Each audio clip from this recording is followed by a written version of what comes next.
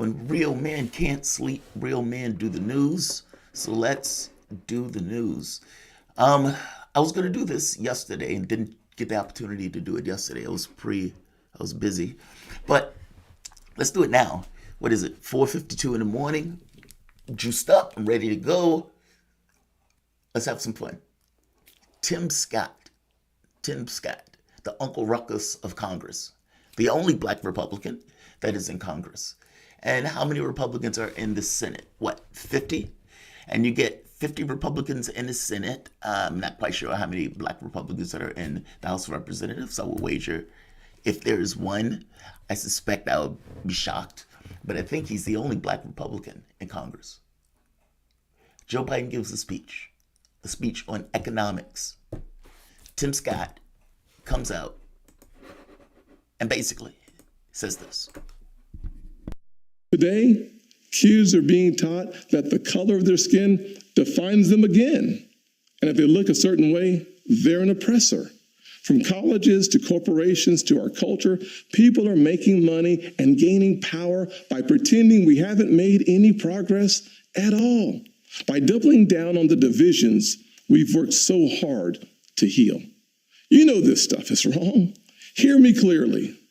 America is not a racist country. It's backwards to fight discrimination with different types of discrimination. And it's wrong to try to use our painful past to dishonestly shut down debates in the present. Today, Joe Biden never said that America was a racist country. Joe Biden, in his State of the Union speech that wasn't a State of the Union speech, didn't weigh into race at all. He brought up George Floyd, and he brought it up in the context of policing and how policing needs to change.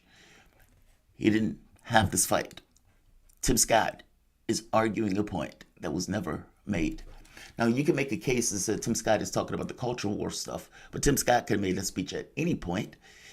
This is supposed to be a rebuttal. This is the most racist shit to have happened this year. And I'm including what took place on June 6th in the analysis. This, Tim Scott, has just delivered one of the most racist, jaw-dropping racist speeches that I've ever seen in my life. And I'm going to explain why I make that point. And it gets across Republicans' difficulty of going after Joe Biden. And it also gets across, or at the very least, I'm going to explain why blacks aren't reflexively against black Republicans for no reason. It comes across as attacking your own in a way. Or in order to be a Republican, just in and of itself, from the standpoint of an African American, you're basically taking a position to dramatically disadvantage your own group. Tens of millions of African Americans that are in the country. That's why blacks take a certain tenor towards black Republicans. It's a certain animosity there that is just ingrained of sorts. The overwhelming majority of blacks vote Democrat, 90 something percent. And they group votes Democrat because what they realize is at a certain point, the races of the country jumped into the Republican Party, pushing back against the civil rights legislation, the voting rights legislation. It was punitive in some way. Then you get this notion of the Republican Party attacking basically social programs and putting themselves firmly in the camp of the rich. So from an economic standpoint, and even from a political standpoint, ideologically, you get African Americans in the Democratic Party. Now, I have argued that that relationship needs to change. That doesn't mean going to Republicans, but it definitely means holding them accountable. And when you're not raised with this notion that there are two political parties. You're raised with the idea that there's only one. So from the standpoint of blacks and voting Democrat, there are no options. It's just the one option. And there needs to be another option. If blacks assert themselves, they typically do it in the primaries. But even then, they're so wed to what it means to be a Democrat. The choice is, who do I think can beat the Republican? Who keeps the monsters at bay? Who keeps the monsters in the other party out of office? But if that's the framing of it, who keeps the monsters in the other party in office? Tim Scott is cohorting with the monsters that blacks routinely, almost entirely in the way that they vote, are trying to keep at bay. Yeah, it comes across he's somewhat of a sycophant to the elements of that particular party. Now, I'm not going to go into the notion of attacking him in the sense of Uncle Tim or Uncle Ruckus. I'm not going to do that. What I will say, though, is this speech was shameful, utterly shameful. It is as bad as Joe Biden using George Floyd as a prop or using Jacob Blake as a prop, knowing that Joe Biden was one of the people that is culpable in constructing the criminal justice system that got those people killed in the first place. He has spent his entire time in Congress doing that. So on some level, I get aggravated when I see Joe Biden using that as a prop or using civil rights as a prop when I knew he wasn't participating in the civil rights movement. I've been clear on that. I look at what Tim Scott did here and think this is just as bad. And I will go so far to say worse. I will go so far to say worse. My animosity towards Tim Scott is not just my feelings of it. My animosity towards him and making a speech like this on quote unquote racial justice being used as a prop by the Republican Party as either a useful idiot or a willing participant. But to get out here and make a speech on race, the only black Republican, how weird is that? So out of all the Republicans that were in Congress, they just so happened to land on the black Republican. No, they were using you as a prop so they wouldn't necessarily be hit on this issue of race. But the speech that Joe Biden gave had nothing to do with race. And so you're making a racial speech as providing cover to the Republican Party on this very specific front as you say these words. Why did they choose you? Why you? All the Republicans, why you? Why didn't another white Republican come out here and make this speech? Is it possible that you were chosen in order to be a sin eater of sorts, to make it difficult to attack you on this notion of being racist, on this level that you believe or the Republican Party believes they get attacked under? My argument and my animosity towards Tim Scott is that you are standing here as a dodge when the arguments against you guys are legit and are valid. And the fact that you're standing here making a conversation about race gets across the Republican Party's issue. The fact that Joe Biden has been a tick to the left has basically frustrated this party. And if you notice, they haven't had the ability to attack him. And so outside of, let's say, the immigration, they lose on pretty much every other metric that's around. When Joe Biden was passing the stimulus, these guys were talking about children's books. And now, in a speech that's about economics and about stimulus and about childcare and about jobs and whatnot, all of these things that whether you believe Joe Biden can accomplish or not, that was the speech. He's talking about race. Black man, only black man, backing Republicans in the Congress, comes out and provides cover to the Republican Party on issues of race. Cover they don't deserve, by the way. Jaw-droppingly racist Tim Scott. Welcome to the Soapbox.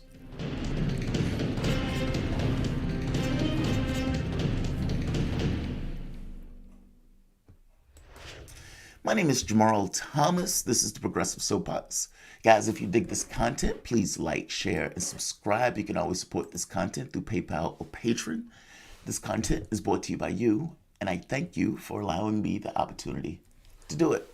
So Uncle Tim starts the trend after this, and he basically says America is not a racist country, but you can't say America is not a racist country while simultaneously say people are racist towards you. Saying he's been called the N-word and progressives have called him like Uncle Tim and Uncle Ruckus and all of this other stuff. These are things he's considering racist. Okay, fair enough. I consider you being there racist, buddy. you coming out and giving cover to things that adversely affect blacks and the black community is racist on its face. And not just racist, it's a lie. It's morally shameful on some level, meaning you're providing cover to things that would adversely affect a large number of people who look just like you. I don't know how you were raised. I don't know what, underlied your social status or whatever else.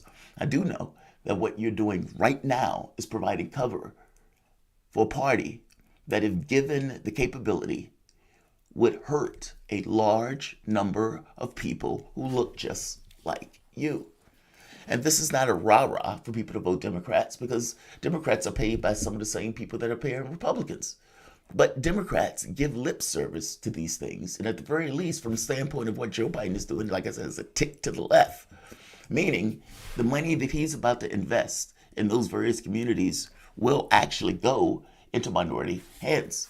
Not just that, the child care and those type of things. Those things are positive, right?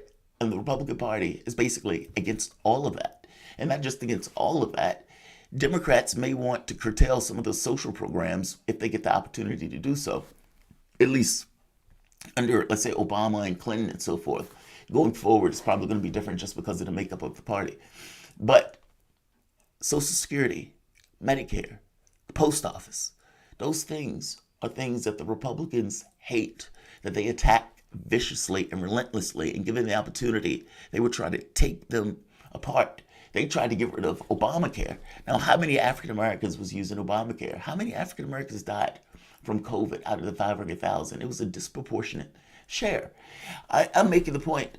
And how many other people, the 42% of Americans that were making $18,000 a year or less, how many of those people were African Americans? What about the $15 in minimum wage that Joe Biden gives lip service to but doesn't necessarily actually do anything about?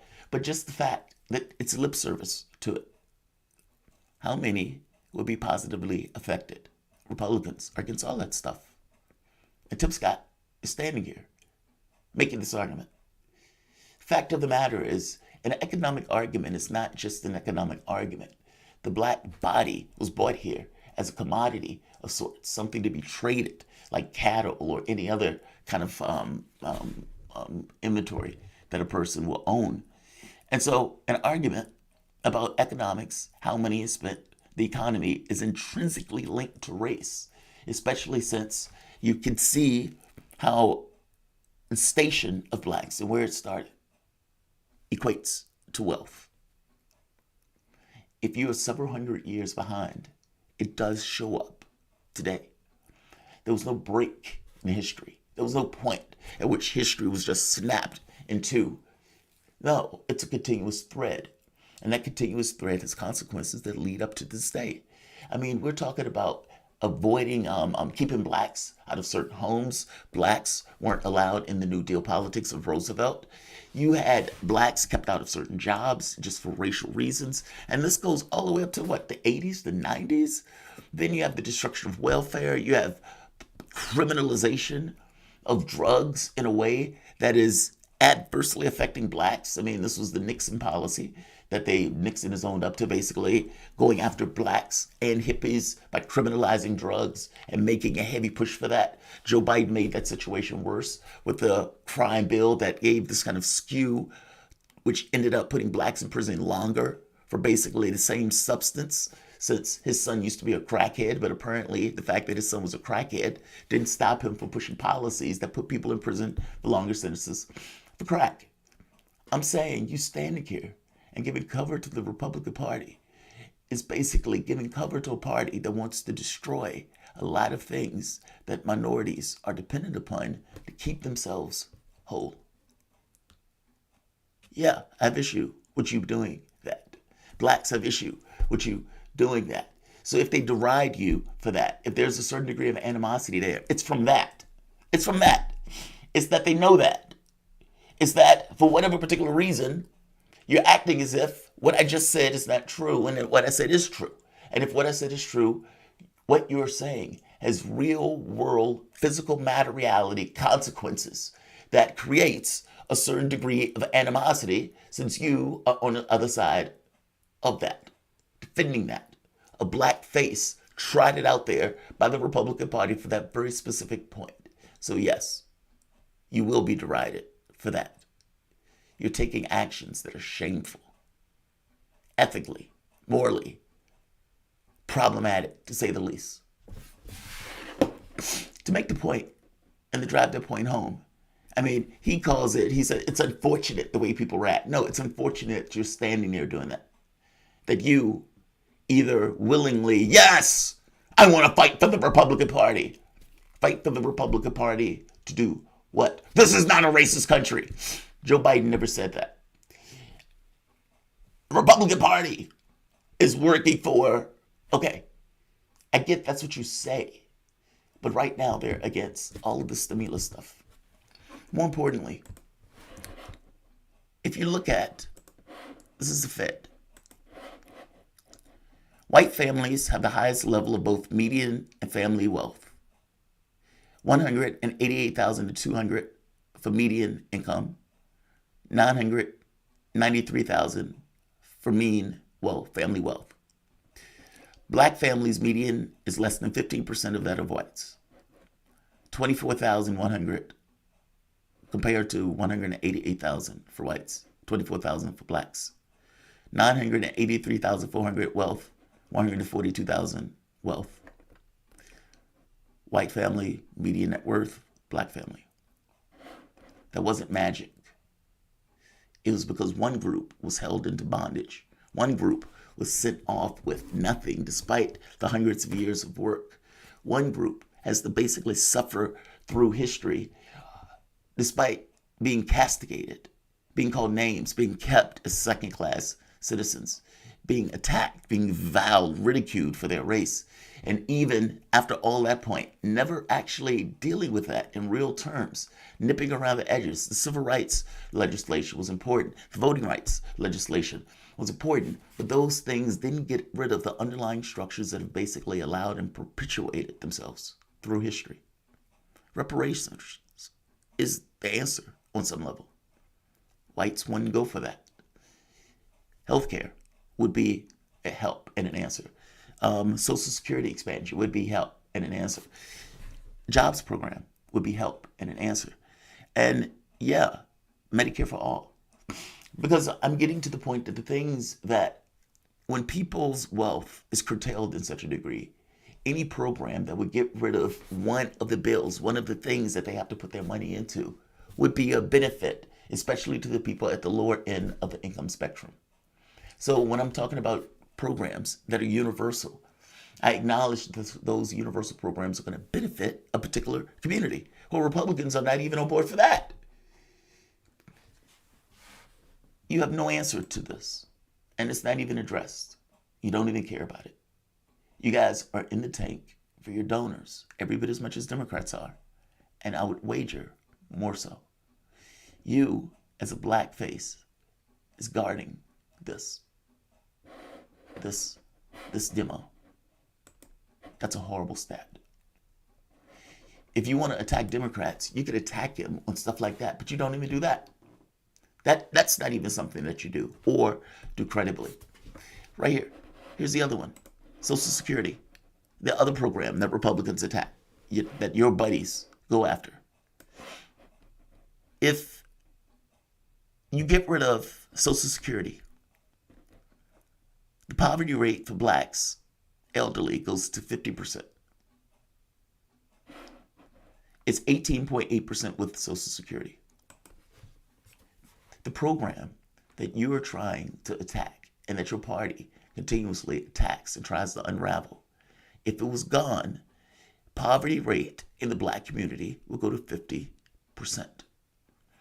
This is what you defend. People's animosity towards you is not magical. It's not just racial hatred. It's not from this irrational place. It's because you attack programs that they care about and that in a physical matter, reality way, they require. Even